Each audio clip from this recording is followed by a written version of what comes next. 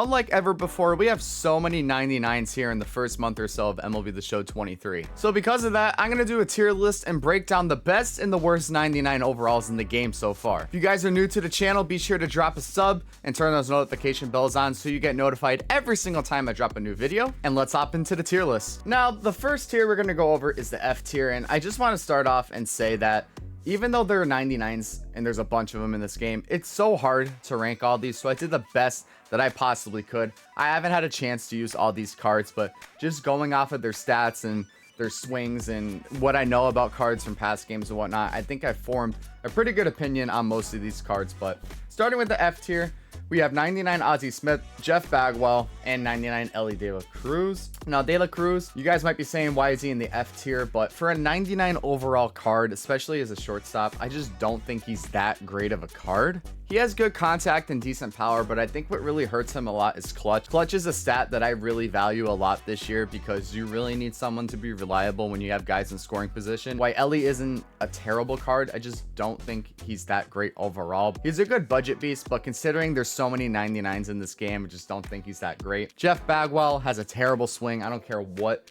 those stats say on that card. There's so many better first base options. And Ozzie Smith, again, there's so many options at shortstop that are better than Ozzie. He's a great defender, one of the best defenders of all time, switch hitter, but he's really not going to provide that much for you at the plate. Now we're going to hop into the D tier where we have Brooks Robinson, Gary Carter, Walter Johnson, Edwin Diaz, and Fergie Jenkins. Again, these cards aren't bad. There's a bunch of 99s, like I said.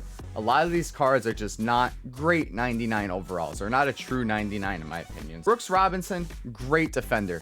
Loved his card in the tech test. I used him in a rank game this year, and I could not turn on a pitch whatsoever. So his swing's not the greatest. He has okay hitting stats, good contact, but for a third baseman, I'm looking for somebody with some power, and Brooks Robinson doesn't really provide that. So many good third base options in the game. Again, Brooks Robinson, not bad, but not great either. Edwin Diaz, again, I went over him in my relief pitchers tier list video. He only has 3 pitches, fastball, slider, 2 seamers, so he basically only has 2 pitches. Good per 9s, but if you had a changeup, that card would be really elite. Fergie Jenkins, again, just your average, you know, a little below average, I would say, starting pitcher in this game. You know, okay per 9s, okay pitch mix, but nothing special. Gary Carter, he's a platoon catcher in my opinion. You know, he's really good against lefties, really good defender too, but there's just so many better catcher options. I try to space out cards that are at the same position and put them in different tiers depending on what their stats are and whatnot. You know, I don't want to put, say, 3 catchers in, say, the C tier or whatever. I try to separate and differentiate the cards as best as I possibly could. And out of the 99 overall catchers, I think Gary Carter might be the worst out of them. Again, not a terrible card, but I don't think he's that great either. And Walter Johnson, I've seen this card used. He's nothing special in my opinion. You know, he's okay. He's not going to be your ace or anything like that. He does have outlier. He has 4 pitches. Not that great of a starter. Now, the C tier is where it gets a little bit interesting. We have a ton of cards in here, and I might get some hate for some of them in here, but let me explain. We have Brandon Webb, David Justice, Eddie Matthews, Francisco Alvarez, Greg Vaughn, Pudge Rodriguez, Jim Edmonds, Joe Morgan, Jordan Walker, Mark McGuire. I know, just relax. Max Scherzer, Ricky Henderson, and Vida Blue. I can't go over every single one of these cards, but I'm going to do the best I possibly can. I'll kind of group a couple of these together. So I'm going to start off with Brandon Webb, Max Scherzer, and Vida Blue. All 3 of these cards are just an average starting pitcher in my opinion. Vida Blue is a new Battle Royale flawless reward that we have, and Vida just doesn't get it done anymore. I don't know. I loved his cards in the past, but the meta has changed so much with MLB The Show, and he has a great pitch mix, but no outlier in his fastball, doesn't have a sinker. His slider is probably like his best pitch in my opinion. There's just not that many good left-handed starting pitchers. I don't even think Vida Blue's that good. I'd rather use like a Madison Bumgarner, but he's not a 99 overall. Scherzer, okay card. His quirks aren't the greatest. Brandon Webb, again, hits per 9 are kind of low, doesn't throw hard. Even though he has that meta, he has a sinker cutter pitch mix, I just don't think he's that great. I have Eddie Matthews in here too at the C tier. There's just so many third basemen in this game. I have Eddie in the C tier. Really good card. I mean, the thing is, it's so hard when you're ranking these cards because when you see C tier, you might be like, that card's not that good. A is probably the closest one I'd put into the B tier. I just try to take into account of all the difficulties that everybody plays on. Good card, but I think there's some better options that you can use as well. Some other cards in here that are just average in my opinion are David Justice, Joe Morgan, Ricky Henderson. Henderson's a good budget option. He has decent contact, decent power, you know, okay clutch, but good defending, good speed, good reaction, just an average outfielder. But outfield is so stacked every single year. There's just a lot better options. And I have Mark McGwire down in the C tier. I would have had him in the A tier, but recently they changed his swing and it is absolute crap. I loved his card early in the year. I batted like over 500 with him, but I tried out his new swing and it's just so bad. I can't use it. So before they fixed his swing, I'd put him in the A tier, but after they changed it, I just don't think he's a good card. It just, the swing matters so much. Again, a lot of these cards in the C tier, they're good cards, but I just don't think they're great. And we have some better options in here that we're going to touch on here soon. So now we're going to hop into the B tier. You know, some of the cards that are headline here, we have Grayson Rodriguez, we have Anthony Volpe, Bob Feller, Corbin Carroll, the new 99 Ryan Howard, Munetaka Murakami, Miguel Cabrera, JT Realmuto, Josh Hader. There's a lot of 99s in this game right now. You know, it's hard to try to not overstack one tier. Waino, I think he's a decent starter. You know, he doesn't throw the hardest, but he's kind of surprised me. You know, I think that's actually a decent starting pitcher, even though he doesn't throw that hard. On paper, he might not look that good, but he plays above his stats. Bob Feller, another really good starting pitcher. He throws gas. The only thing with him is he's hard to locate with. I faced Grayson Rodriguez, and I kind of hit him hard the first time, but the first couple innings, he was really hard to pick up his motion, and I really think that he can cause some problems for some people. A couple other starters in here as well. You have the Dontrell Willis. I think he's a decent budget left-handed option. I used him in a couple ranked games, and I really liked him as well. And then you have a couple closers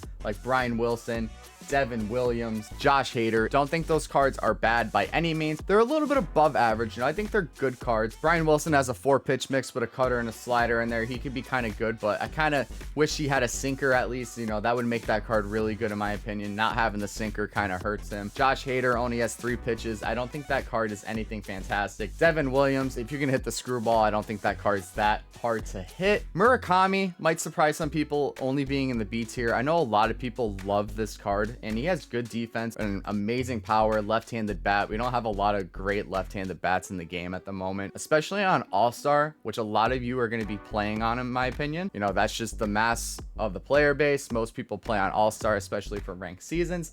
I do think Murakami is a better card than Eddie Matthews, but on those higher difficulties, I would take Eddie over Murakami. I liked Murakami on All-Star. Once I got to Hall of Fame and Legend, I just could not time anything up with him. If you're playing on All-Star, that Murakami card's a demon. Very, very good card. It's just when I weigh the higher difficulties in there as well, I think that's what knocks him down to the B tier. We have so many first basemen in the game. Contact's a little bit low, but max power, I believe he has. Really good swing too. That's a good card, but again, he's a first baseman. There's a lot of 99s in this game. Judging his defense and speed, I know he's a first baseman, but when we take into account some of the cards we're going to see later, you'll see why he's in the B tier. So now we're going to hop into the A tier. So these cards are very, very good cards, but there's something about them that makes them lack being into the S tier. So we have Bob Gibson, 99 Lindor, Jazz Chisholm, Jorge Posada, Ken Griffey Jr., Ketel Marte, Kyle Tucker. That one might surprise you guys. I'm going to touch on him a little bit more here in a bit. Lou Gehrig, Manny Machado, Pedro Martinez. I know that one might be a little surprising too. Trey Turner, Vlad Jr., and Yu Darvish. So the first guy I'm going to talk about, Bob Gibson. I think he's a top 3 starter in the game. Sometimes the thing that happens with him is his stamina. I don't know if it glitches out or whatever. He gets tired really, really quickly for me. He's disgusting. His slider's gross. His fastball gets in on you so fast, and his sinker is almost like a changeup. So I really, really like that card. Lindor is like the perfect second baseman for me because I have Jeter. He gets diamond defense. He has plus 100 contact, plus 100 clutch. Just an amazing second baseman. I just wish his contact was maybe just a little bit higher. I feel like, because I play on Legend, I feel like at times that his PCI is kind of small against some of these pitchers that have really high hits per 9 and really high pitching clutch. If you're playing on All-Star Hall of Fame, that card's just absolutely rake for you. 5-tool player. He has, for on difficulties like All-Star and Hall of Fame, he has amazing contact, great power, good speed, good fielding, all of that, man. You know, and he's a switch hitter. His swing's amazing. Really good card. I put Jazz in the A tier because I do think he provides a lot of different opportunities because he can play all over the field. He has good speed, but I think his stats against lefties really hurt this card. I believe he's like 83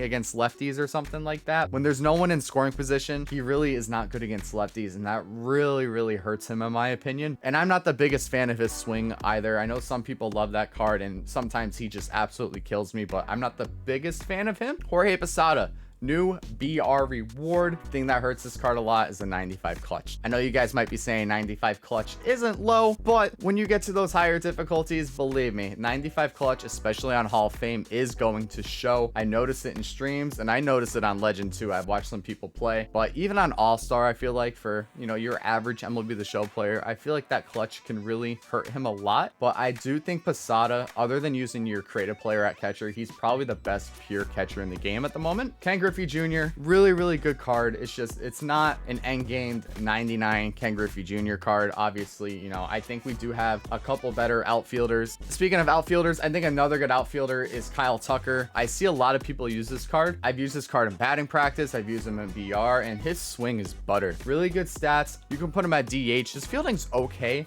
but he's just one of those cards where he plays above his stats. You got Lou Gehrig and Manny Machado. Lou Gehrig, great World Series reward card. You know, if you don't have a guy like Babe Ruth, which you'll see here in the S tier soon, a little sneak peek there, but Lou's a great budget option. He's only like 30K, 30 to 40K or so. 100 plus on every hitting stat. Good clutch, decent fielding, has every quirk you can imagine. Machado, again, you can put him at third, throw him at first. Great swing, good stats, good fielding. Trey Turner, very good card, but I don't think he's S tier quality. His fielding's not the greatest, and he's a primary shortstop. I play him in center for the most part. If we're looking at him as a true shortstop, that's why I'm putting him in the A tier. Good card, but not S tier in my opinion. And then you got Yu Darvish, really funky 5-pitch mix. He gives problems to some guys, and I just think he's one of the better starting pitchers in the game at the moment. And if you guys have tuned into any of the previous tier lists, you guys know I try to keep the S tier as small as I possibly can. And here are your S tier cards.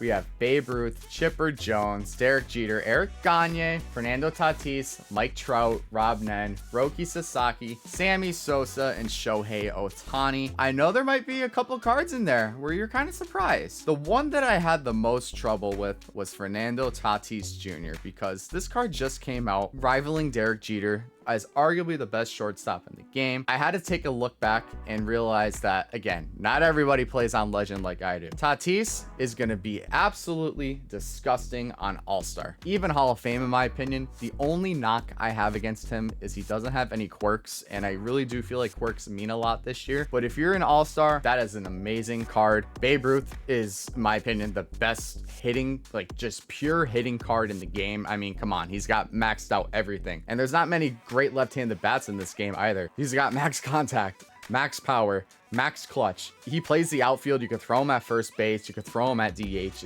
It's insane to have a card the first month or so into the game with maxed out hitting stats. It's just something we've never seen before. Chipper Jones, best third baseman in the game, hands down. It's not even close. This card could be in my lineup the entire year because of how good he is. And then Derek Jeter, 99 overall. He's an MLB collection reward. Great contact, above average power. Never thought that card would have that much power. Maxed out clutch, amazing defense, good speed, has all the quirks. I do think he's better than Fernando Tatis. I think the contact helps him out a lot, and having those quirks over Tatis really was what makes that card better in my opinion. Then I have Gagne and Rob Nen in there as well. I do think those are the two best relievers in the game at the moment. Gagne's speed differentials make him so difficult to hit. I do think Rob Nen is the best reliever in the game at the moment. This card is just absolutely filthy. His slider hits like 94, 95, and it is probably the fastest, sharpest breaking slider that I have seen in the game at the moment. And his fastball just seems so much faster than every other card. Mike Trout, I put him in the S tier over Ken Griffey Jr. because, I mean, come on, it's Mike Trout. I know Griffey has the diamond fielding, but you can give Trout whatever attributes you want. He has all the good quirks, amazing swing. The only thing that might knock him down a little bit is his clutch is a little low, but it's definitely usable, and his fielding is okay, but it's Mike Trout. Sammy Sosa, I threw in the S tier as well. He has like almost 125 against righties for me.